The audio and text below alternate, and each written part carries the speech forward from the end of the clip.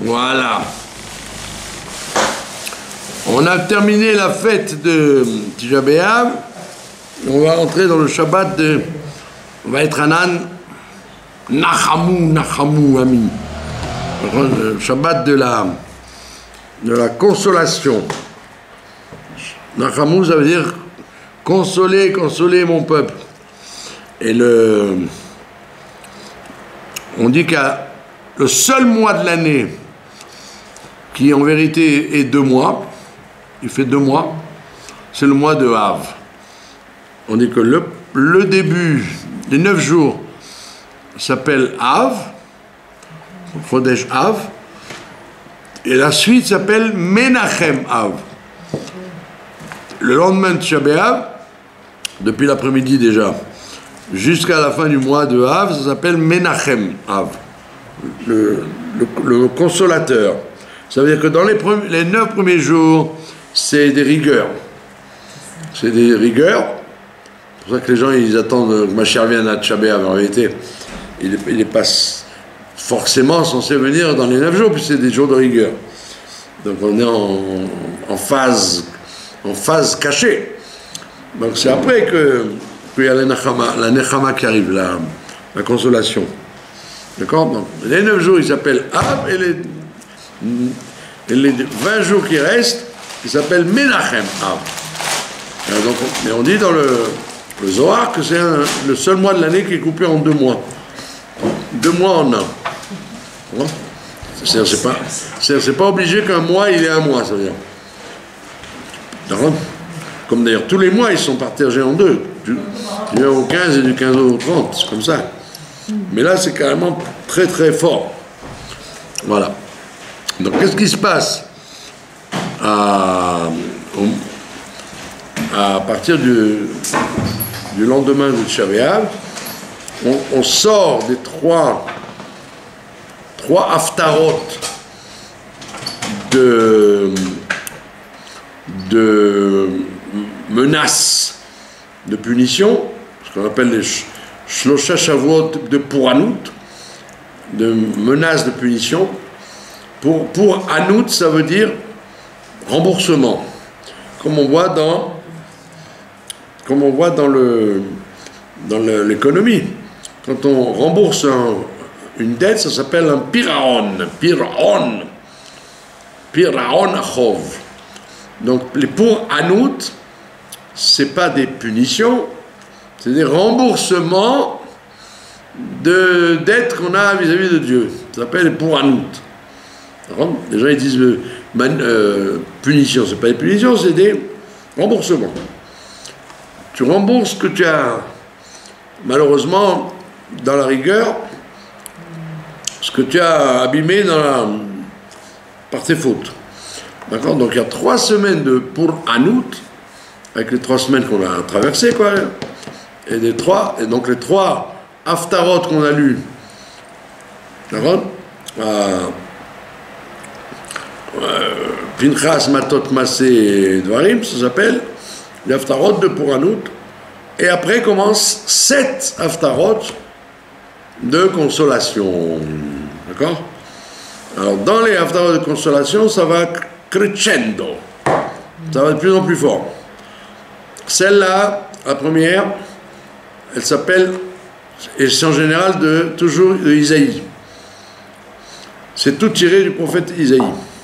Celle-là va s'appeler Nachamu, en fonction de la Haftara qu'on lit, qui s'appelle Nachamu Ami. Consoler mon peuple. Et à qui on parle? À qui on dit consoler? Il n'y a pas écrit, on ne dit pas que c'est Dieu qui fait ça. C'est les prophètes. Les prophètes, ils ne se contentaient pas, heureusement, de menacer, de dire nous, il va vous arriver ça. Mais ils étaient en même temps consolateurs. Jérémie, Hizkel, Zecharia, Amos, tous. Ils sont tous consolateurs pour dire, rassurez-vous, après le remboursement, il y aura des jours nouveaux quand on repart à zéro. Quand tu as payé ta dette, ton compte est à zéro. donc tu peux à nouveau exiger de la banque de te laisser utiliser le compte. Quand ton compte est en minus, ben, la banque elle te dit, monsieur, arrêtez de faire des chèques, sinon on vous les refuse. Arrêtez de tirer la carte Visa, on vous la refuse. Mais là, il te dit, comme vous êtes à zéro, donc on te laisse une espèce de marge. Et donc on commence à zéro. Et ça, c'est le travail des prophètes, de pas seulement menacer, mais aussi de consoler. D'accord? Maintenant, donc chacun à son tour joue ce rôle de consolateur. Ça, c'est la première semaine. Mais il y a écrit dans le Midrash que le Ham Israël, il ne veut pas une consolation des prophètes. Parce que c'est une consolation humaine. Donc elle vaut ce qu'elle vaut. Elle est très limitée, puisque c'est les hommes qui la font. On veut une consolation que Dieu nous amène. C'est pour ça que la semaine d'après, on va lire une haftara qui s'appelle Anochi, Anochi Menachemchem. Moi, je vous consolerai, moi-même. Donc de là, on apprend que les 7 haftarot de consolation, elles augmentent. La consolation augmente. D'accord? C'est comme quelqu'un qui aurait perdu quelque chose. Au début, on lui dit, bon ben, t'inquiète pas, plaie d'argent n'est pas mortelle, ça va. Après, on lui dit, ouais, si tu veux vraiment le consoler, donne-lui de l'argent, donne-lui quelque chose qui va le faire remonter la pente. Alors on lui donne des sous, et donc à ce moment-là, il dit, ah, ça c'est une consolation plus intelligente que de m'avoir dit, Gamzul Tova, t'en fais pas, il y a pire que l'argent, etc., etc., etc. Donc c'est ce que le prophète il dit. Nous, on veut bien la consolation des prophètes, mais on dit maintenant on veut la consolation de Dieu lui-même. C'est-à-dire quelque chose qui dépasse la consolation verbale humaine, et c'est dans la semaine d'après. Donc ça va ne faire que monter. D'accord? Et tout ça, c'est relié avec le sens du troisième temple. On dit que on savait à l'origine qu'il devait y avoir 3 temples. Pourquoi 3? Parce que c'est connu la différence entre le chiffre 1 et le chiffre 3. Le chiffre 1, c'est pas très sorcier, il ne peut pas y avoir d'opposition parce qu'il est seul. Quelqu'un qui est tout seul, a priori, il ne se dispute pas avec lui-même, il vit tout seul, il s'accommode avec lui-même. D'accord? Donc s'il n'y avait eu qu'un seul temple, si on avait mérité, le premier temple aurait été le final. D'accord? Mais si déjà il n'est pas le final, alors on ne peut pas se contenter de 2. Parce que c'est pour ça que le premier temple, il avait une dimension formidable. C'est Shlomo qui l'a construit, il était merveilleux, il était magnifique, tout ce qu'on veut. Mais il manquait une dimension. La dimension du travail des hommes. Le premier temple, il était le temple des tzadikim. C'est le temple des tzadikim, c'est-à-dire le travail, la réception que Dieu y fait de nous ouvrir les portes, etc., etc. C'était un problème. Parce que quand tu reçois un cadeau d'en haut, quand tu reçois un cadeau, tu as tendance à ne pas l'apprécier comme il faut. Un cadeau, s'il vient après un travail, il est apprécié. Mais un cadeau qui vient sans rien faire, ça pourrit les gens. Un cadeau qui vient sans rien faire, ça pourrit les gens, ça les rend pas meilleurs. Donc le premier temple, il avait un statut de cadeau. Mais de cadeau sans travail. Sans effort. Ils n'ont pas vraiment fait un effort pour l'avoir.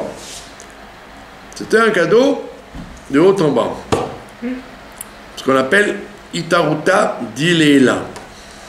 Un réveil d'en haut sans qu'il y ait une relation, une correspondance avec ce que les gens y font. Et donc c'est pour ça qu'il a pas tenu la route, parce qu'il était trop soumis au don de Dieu de haut en bas. Donc on a été obligé de le détruire, et à ce moment-là on attendait le deuxième temple. C'est quoi le deuxième temple? C'est le résultat de la Teshuvah en Perse, là-bas, des 70 ans. Ils ont été très touchés, très bouleversés par la destruction, par la galoute, et surtout par Achashvérosh et Haman, par l'histoire de... Ils ont failli y passer. Le peuple juif allait disparaître. Donc, le deuxième temple, c'était un temple qui s'appelle le temple des Baalei Teshuvah. Le temple des Baalei Teshuvah. Alors, à ce moment-là, effectivement, il est très apprécié, d'accord? Puisque, comme il y a écrit dans le Talmud, que quelqu'un il préfère une chose à lui que 9 choses qui viennent d'ailleurs. Il y a écrit comme ça, si un individu il te donne quelque chose à garder, tu dis, est-ce que tu peux me garder ces fruits? J'ai travaillé pour les faire, pour les avoir, est-ce que tu peux me les garder? Alors toi tu dis, ok, très bien, je te les garde. Maintenant, le temps passe, et tu vois que les fruits sont en train de s'abîmer, et tu vois que la personne ne revient pas. Qu'est-ce que tu fais? Tu les vends. Tu les vends.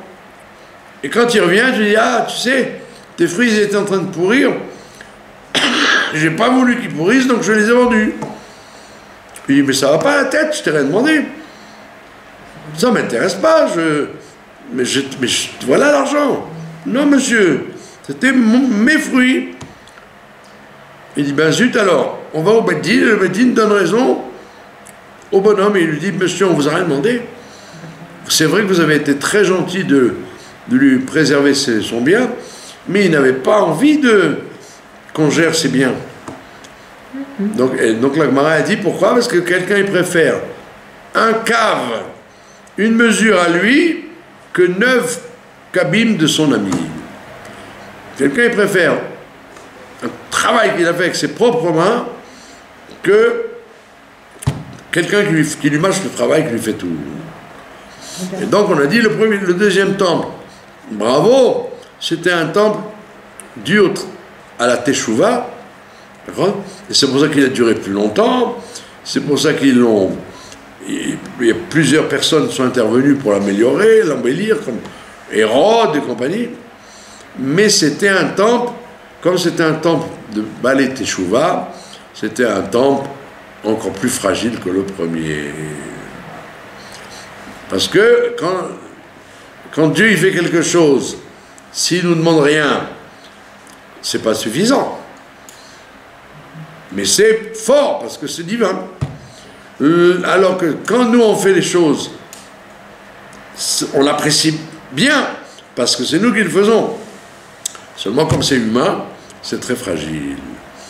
Et donc il s'est écroulé lui aussi, et il s'est écroulé encore plus dramatiquement que le premier.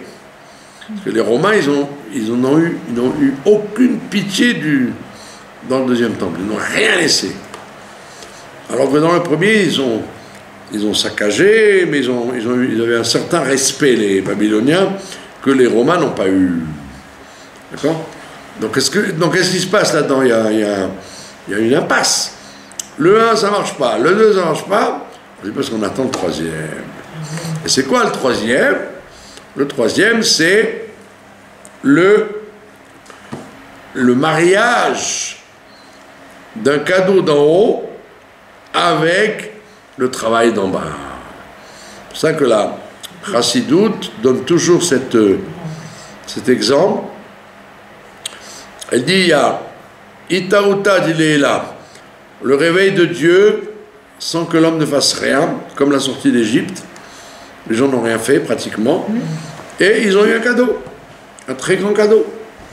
Sortir d'Égypte et de la mer Rouge, et les plaies, et le Matan Torah, etc. Mais comme c'était un cadeau sans qu'il y ait de travail pour le recevoir, donc à chaque fois ça a amené le veau d'or et les plaintes dans le désert pendant 40 ans, de jamais être content de son sort, au lieu de dire « Waouh, qu'est-ce que Dieu est gentil avec nous, il fait ça, il fait ça, il fait ça, il fait ça ». Non seulement ils n'ont pas dit « Bravo, Kol HaKavod », mais ils ont dit, quand Dieu il a dit « Maintenant, il faut rentrer en Eretz Israël », ils ont dit « Dieu, il a de la haine pour nous ». Tout ce processus de sortie d'Égypte et de cadeaux dans le désert, c'était pour nous faire mourir ici. Waouh! Une telle ingratitude, un tel renversement de situation, c'était insupportable. Pourquoi? Parce que il n'y avait aucun travail. C'était jamais dû à un travail. C'était toujours dû à, comme un enfant gâté. Enfin, tu veux des cailles? Allez, on t'amène des cailles. Tu veux de l'eau? On t'amène de l'eau. Tu veux des nuées? On te donne des nuées. Il n'y a jamais eu une fois une chose qui leur est arrivée de positive qui venait de leur travail. Et donc, résultat des courses, comme on dit, au lieu d'être reconnaissants, ils ont dit c'est tout ça, c'est des trucs parce que le bon Dieu il nous hait. Il a de la haine pour nous. D'accord? Donc, la Chassidoute, elle te dit, il y a ce qu'on appelle Itaouta d'Iléla, un réveil d'en haut qui n'a rien à voir avec la préparation. Sans préparation, il y a un réveil d'en haut. Cadeau de Dieu. Bon, maintenant, on te dit, il faut qu'il y ait Itaouta d'Iletata, un réveil d'en bas. Oui, c'est la Teshuvah, bravo. Teshuvah, réveil d'en bas. Mais on te dit le top, c'est quand il y a un réveil d'en haut,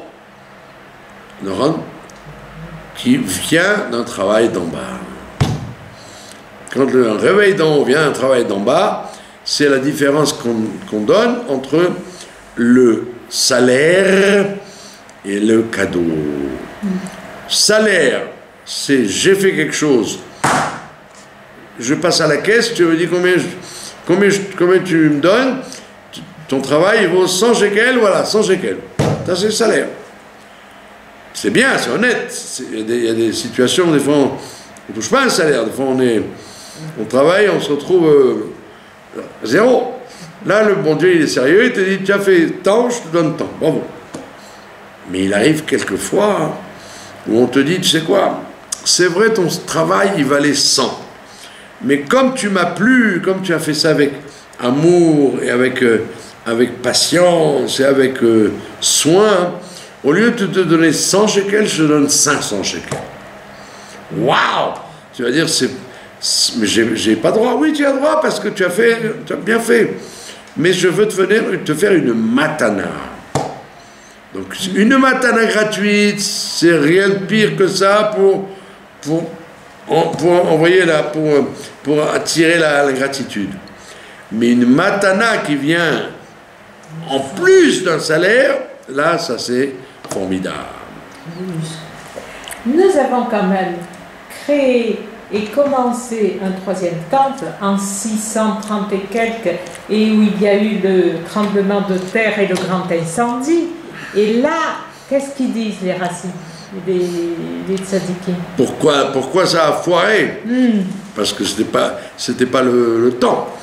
Tu peux pas décider à quel moment tu dois refaire le temple, à quel moment tu dois rentrer en Eretz Israël. Tu peux pas décider. Il faut qu'il y ait, comme on dit, une dimension de salaire. D'abord, fais le travail. Ah, tu veux la matana, mais tu n'as pas fini encore. La matana, je vais bien te la donner, mais moins fini. D'abord, qui est le Sahara, et en plus, il y a le matana. Eux, les gens, ils ont voulu accélérer le temps, accélérer le temps en disant, oh, ça y est, c'est bon, on y a droit. Et donc, c'est pour ça que il y a eu des signes très très graves de refus, que Dieu refuse. Quand c'est pas le temps, il faut jamais s'amuser à activer les choses. Il y a un sujet de fin de travail, comme dit le Harizal, que la galoute n'est pas une punition, c'est une mission. Mission. Tu as un travail à faire de travailler sur les birourim, des choses, etc. Am Israël, il a un travail de teshuva à faire, un travail. Tant que ce travail n'est pas terminé, on ne peut pas activer le temps. Jamais. Hier, c'était la Tisha B'Av, il y avait la Iloula, la Askara d'un grand tzaddik qui s'appelait le José de Lublin. José de Lublin, c'était l'élève du Rabbi Elimelech de Lishansk. Il était aveugle. Il était aveugle, mais il voyait tout. C'est ça qu'on appelait le voyant de Lublin. Et donc quand quelqu'un rentrait le voir, il lui disait, tu es le Gilgoul, il lui racontait tous les Gilgoulim qu'il avait traversés. Alors qu'il ne le voyait pas. C'est un être exceptionnel et effrayant. Et à Simchat Torah, il a réuni les chassidim et il a dit, on va faire venir Mashiach. On va obliger le bon Dieu à faire venir Mashiach. Il a un projet ambitieux. D'accord ? Alors ils ont dit d'accord, on est d'accord. Mais comme ils avaient peur pour lui, alors ils le protégeaient tout le temps, ils le surveillaient parce qu'il était aveugle. Il avait peur qu'il lui arrive quelque chose. Et il y a eu des gens qui ont parlé, et ils ont dit, s'il veut activer les choses, ça va lui coûter très cher. Et effectivement, le jour de Tisha B'Av, il est tombé du balcon. Il est mort. Il s'est trompé. Il a approché du balcon, il n'a pas analysé la hauteur du parapet, il est tombé, il est mort. Et je disais donc à l'envers. Nous, on a traversé un Simchat Torah qui était comme un Tisha B'Av. Donc on aspire à ce que le Tisha B'Av devienne un Simchat Torah.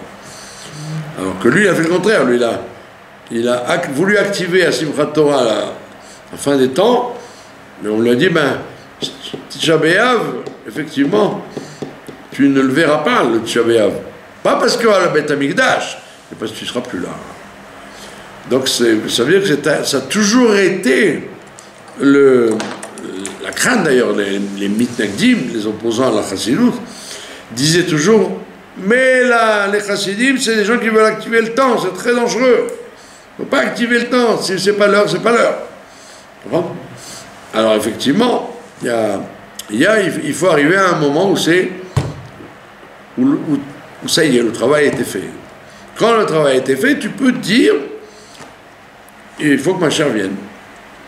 C'est pour ça que le Ben Ishra, il dit que des gens de son temps, il y a 100 ans, en 1909 il est parti. Donc il avait dit dans ses livres, il dit, on est dans le temps qui s'appelle Beïta, en son temps. En son temps. On n'active pas le temps maintenant. Le travail a été fait, il reste quelques petites bricoles. Et donc c'est pas ça qui dérange. Donc depuis le moment où il a écrit ça, effectivement, le temps est arrivé.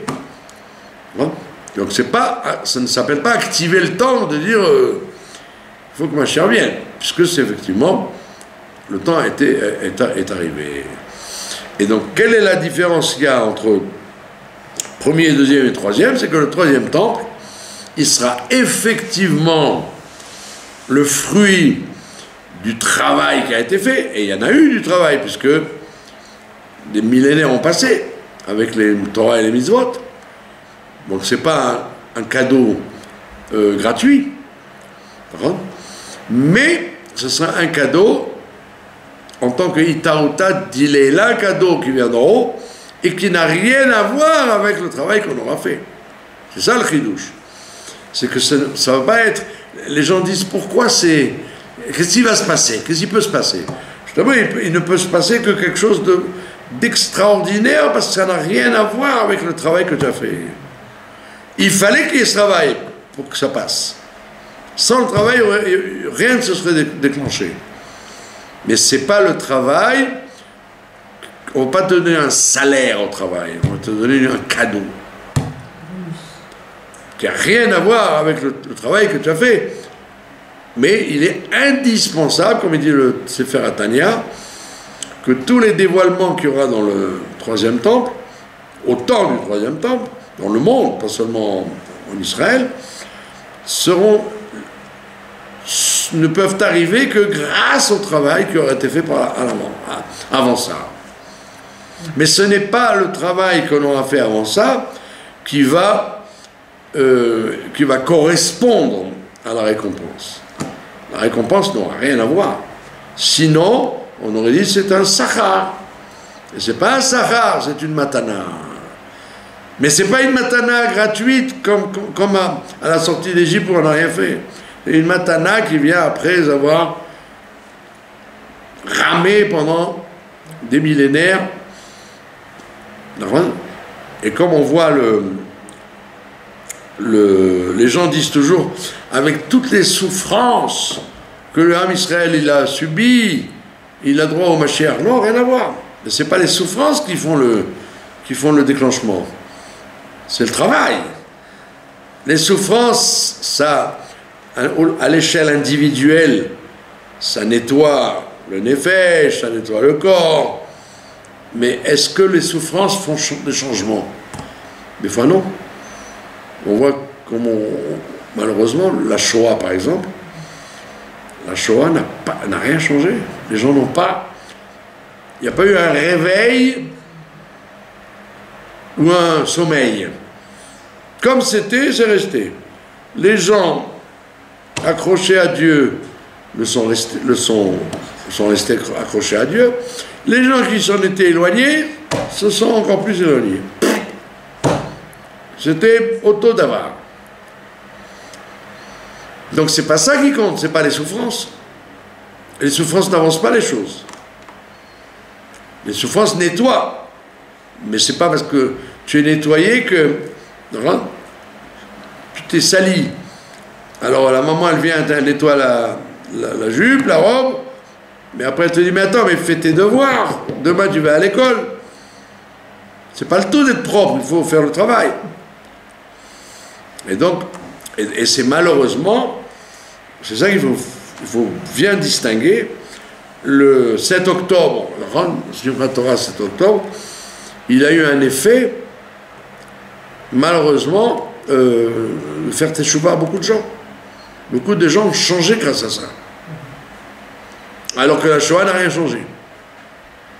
Donc on voit que ce n'est pas la gravité ou l'énormité de la souffrance qui fait le changement. C'est le switch. Les gens ont-ils un switch dans la tête en disant « Je me suis trompé et je vais changer mon comportement ». Et donc le Rambam et la Torah te dit la Teshuvah, c'est ça qui amène la Géoula, rien d'autre.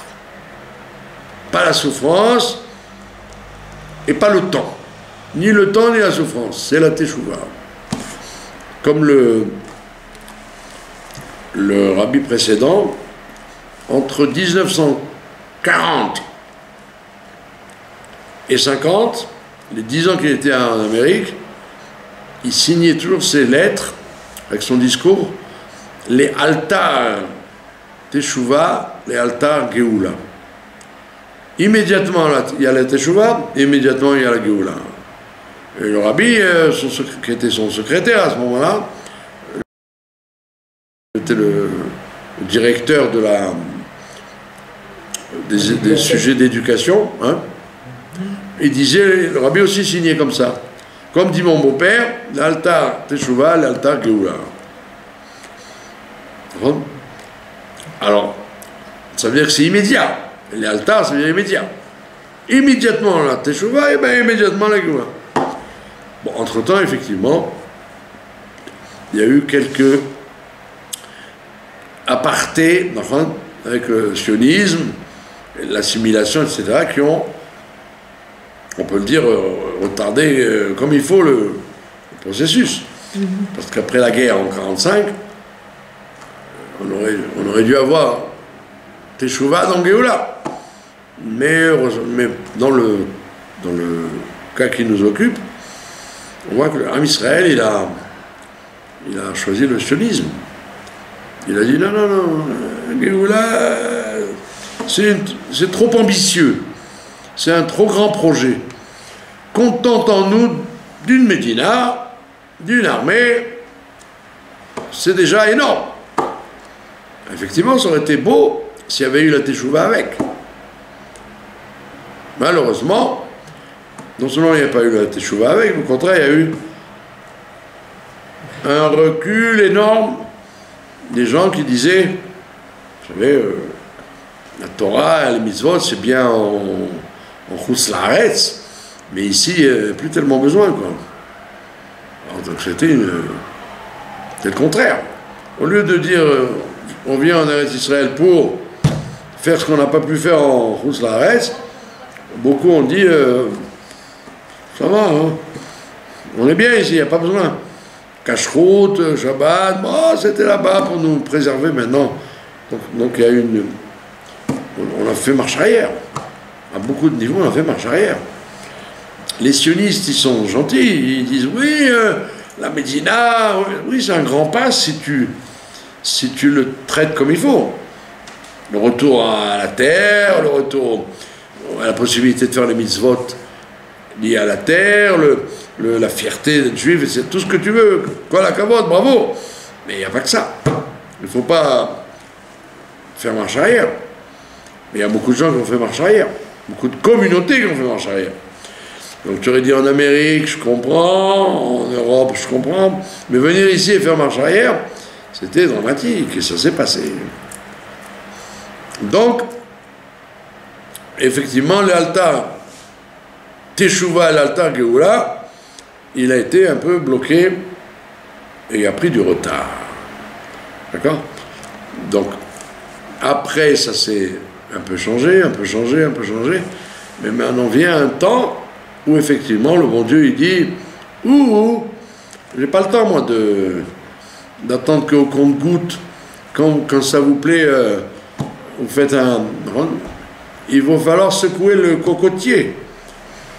Et le 7 octobre il a secoué le cocotier et on voit que depuis le 7 octobre il y a un phénomène prouvé en chiffres et en conception que des gens changent, donc c'est énorme. Maintenant, combien de gens doivent-ils changer pour que le bon Dieu déclenche la Géoula? Ça, personne n'est capable de vous le dire. Il n'y a pas de chiffre. Hachem seul le sait. Hachem seul le sait. Le nombre de gens qui l'attend. D'accord? Donc le troisième temple, effectivement, c'est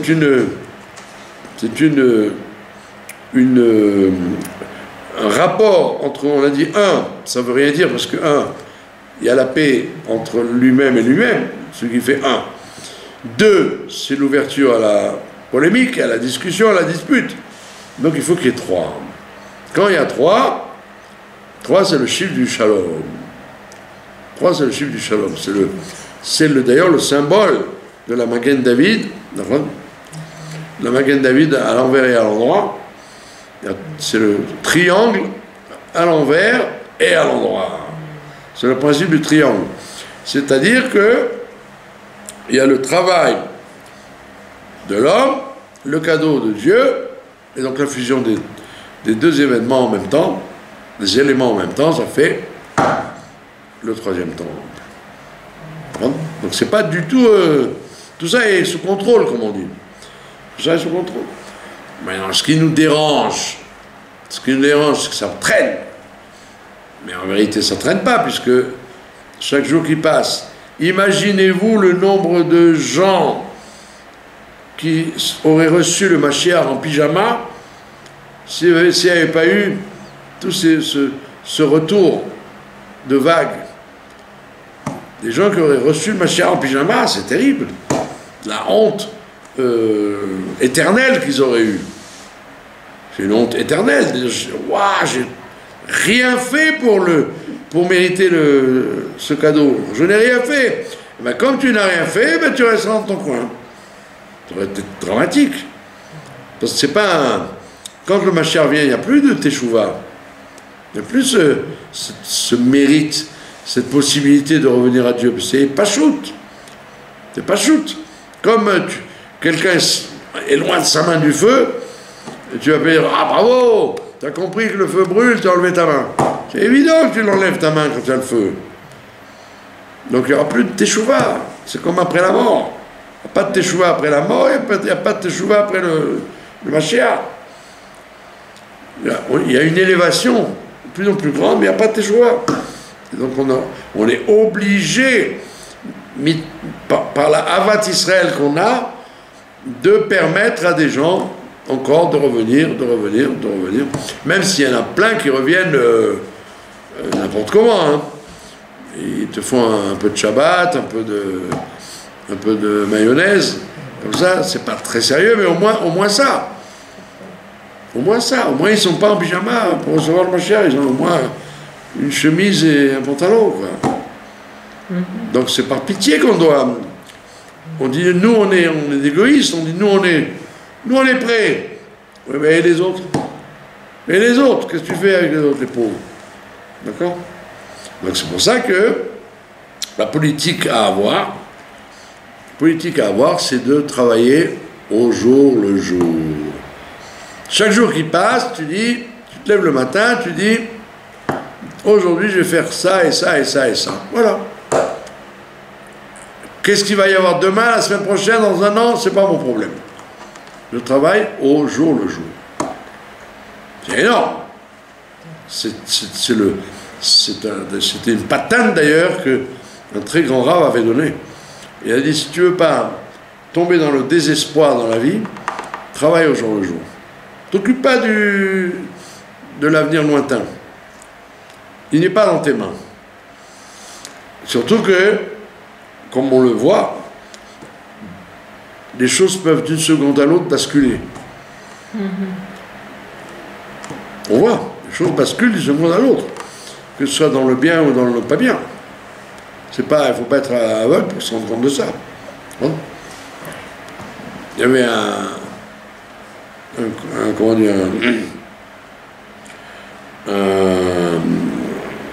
une recherche scientifique qui a été faite dans le monde où les gens disaient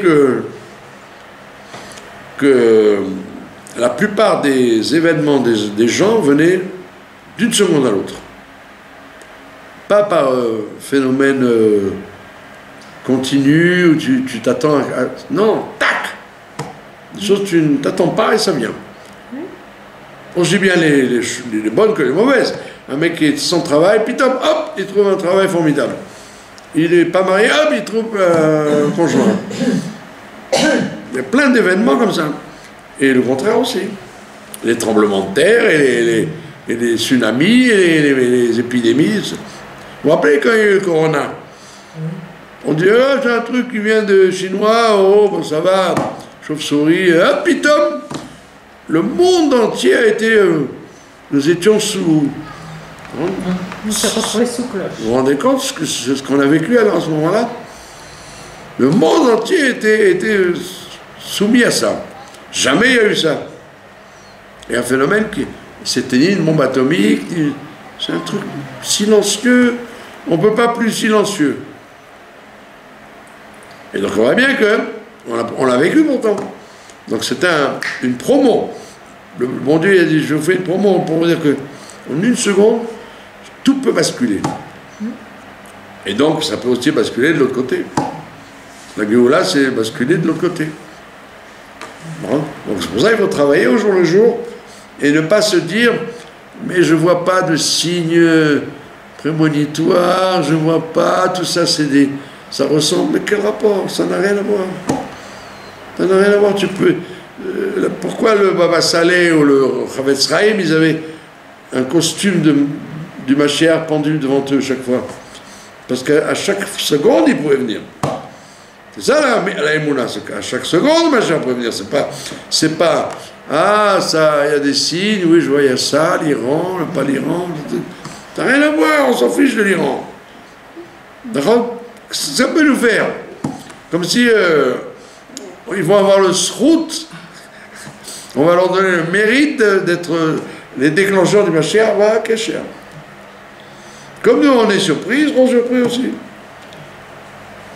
Et donc, si on te dit, Baba Saleh, Chavetz Chaim, c'est des gens qui avaient réfléchi sur le sujet, qui ont appris la leçon, ils avaient un habit accroché devant eux jour et nuit. Ça veut dire qu'à chaque fois, ça peut venir jour et nuit. C'est pas qu'ils disaient, bon, je vais à un mariage, donc s'il ne va pas venir ma chère, donc... Non, l'habit était toujours là. On dit même plus que ça, plus trivialement que ça, le Baba Saleh, il allait aux toilettes très vite, il sortait très vite. Les gens, ils ont dit, Kvod Harav, il y a écrit pourtant dans le Rambam et les livres de Refoua, il faut se dégager, parce que c'est pas bon de garder dans l'intestin. Il dit, mais vous êtes conscient que si ma chère vient, j'ai pas envie qu'il me surprenne aux toilettes. Donc c'était une obsession. Une obsession. C'est beau ça. Là, ça te montre la Emouna. Donc ça veut dire, et ça, tiens, tu apprends qu'effectivement, quand le Rabbi répète son piternellement que c'est comme un clin d'œil, que RFAI, ça sera comme que RFAI. D'accord? Évidemment, il ne faut pas être traumatisé parce que sinon tu deviens fou. Si à chaque seconde tu te dis, ah, ma chère, et alors, si ma chère te surprend avec la cuillère dans la bouche quand tu manges ta soupe, ça ne mange pas de pain. Tu n'es pas en train de faire une avéra. Tu n'es pas en train de faire une ineptie. Les gens, ils croient que... Les gens, ils croient que tu vas être surpris. Il est en train de manger à ce moment-là. Et alors? On s'en fiche. C'est pas ça la question. Au contraire, non seulement tu as le droit de manger, mais tu as le droit de préparer à manger pour demain, et tu as le droit de préparer ton travail, et tout normal. Il n'y a aucune... ça ne dérange rien. D'accord? Ce qui dérange, c'est les avérotes. Si quelqu'un fait une avéra, ben adam la chavero, ben adam le makom, alors là oui, il peut être surpris désagréablement. D'être chopé en flagrant délit de avéra. Ça, c'est pas bien. Mais sinon, maherpat. D'accord? Donc, donc tout est prêt, tout est là pour dire qu'effectivement, le troisième temple, c'est le mariage du travail de haut en bas et du travail de bas en haut. Et c'est pour ça que c'était indispensable, non, pour que ça se passe, que le travail se termine. Le travail de birourim, etc., etc. Et on le voit d'ailleurs au niveau des ravanim, au niveau des cours, on dirait que tout a été dit déjà. On fait de la redite, on rabâche. On rabâche, tu vois ça très, très fort. On rabâche et en même temps, tu vois que le monde va vers cette demande. Moi, je vois les gens, ils m'ont dit, on était sûr que ma chère allait venir hier. On était sûr qu'il allait venir hier. C'est bien. À l'époque, les gens disaient, après Tchabéav, il y a la plage, les restaurants. Cette année, il n'y a pas eu ça. Les gens, ils n'ont pas dit vivement Tchabéav s'en aille pour qu'on puisse aller prendre des vacances. Ben, pas du tout. Et c'est pas parce que les gens ont besoin de ça, c'est parce que la réalité ne le permet plus. Il y avait un grand hôtel dans le nord qui avaient prévu un séjour familial cher, hein, piscine et compagnie, très cher. Ils ont annulé. Ils ont annulé hier, ils ont dit non, non, pas question. C'est dans le Nord, on ne s'amuse pas avec ça. Donc, au contraire, donc les gens, ils ont.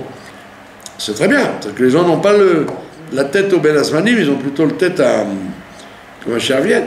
Donc c'est bien pour nous. D'accord? Voilà, donc Bezrat Hashem, il faut travailler au jour le jour, garder sa bonne humeur, surtout garder sa bonne humeur, parce que la bonne humeur donne la santé, et c'est tout. Et attendre que le bon Dieu, il siffle la fin du match. Parce qu'il y a tout. Tout a été fait, tout a été dit, et à ce moment-là, le film commencera. Il n'y aura pas que des promos, il y aura du sérieux, du tachles. Voilà. Si vous avez des questions, maintenant au niveau du halakhique, évidemment, je n'ai pas voulu faire halakha parce que, qu'est-ce que j'allais vous dire? Maintenant que Tisha B'Av est terminé, on peut manger de la viande, on peut se laver, on peut se laver à l'eau chaude, oui. Etc., etc., etc. Tout le monde le sait, quoi. Et, au mikvé où je vais, les séfarades, en général, ils se lavent à l'eau chaude le lendemain de Shabbat. Ils acceptent l'eau chaude, et il n'y a qu'à la viande qu'ils ne font pas, les séfarades. Il n'y a que la viande qu'ils attendent midi. Sinon, le reste, couper les cheveux, laver la lessive, se laver soi-même, tout était bon. Au mikvé où je vais, moi, évidemment, ce matin, l'eau était à l'eau froide. Parce qu'ils font comme les Ashkenazim, jusqu'à midi, encore eau froide. Oui. Je leur dis, ça les arrange bien, quoi, de couper l'eau. De couper l'eau chaude, de jouer les Ashkenazim quand ça les arrange. Si c'était le contraire, les Sfarades qui interdisent et les Ashkenazes qui permettent, ils se seraient arrangés pour dire, ah non, non. Parce qu'il y a des gens qui disent, oh, c'est de l'eau froide. Mais il y a eu avec cette chaleur, Marc. Cette chaleur, ça a besoin de. C'est marrant quand les gens sont. Il fait 33 degrés, il fait. Shranach, on dit.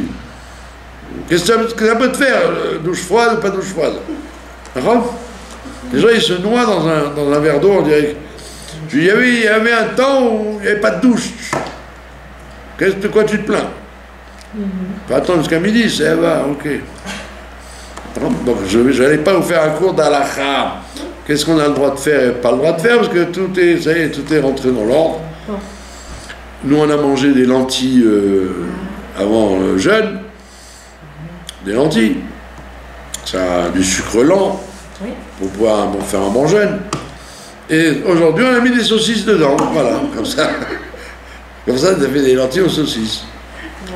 Mais on n'a pas fait une histoire, d'accord? Non, parce que les gens ils disent, ah, vous vous rendez compte, on n'a pas mangé de viande. Mais... Comme si manger de la viande, c'est bain, c'est sain. C'est pas pareil du tout de manger de la viande. Il y a certains mouvements qui disent que jusqu'à ce soir, le temple était encore en feu. Voilà. Alors qu'il y a encore certaines choses qu'il faut respecter. Non, pas jusqu'à ce soir. Tout le monde s'arrête à midi. Il y en a qui disent le matin déjà, il y en a d'autres qui disent midi, parce que c'était le feu. Ben oui, c'était terrible. Voilà, donc maintenant on attend le troisième, Bezrat Hashem, à chaque instant. Préparez-vous et soyez de bonne humeur. Et si c'est pas aujourd'hui, alors c'est demain. Si c'est pas demain, après-demain. Travaillons au jour le jour, on sera tranquille. D'accord? Voilà.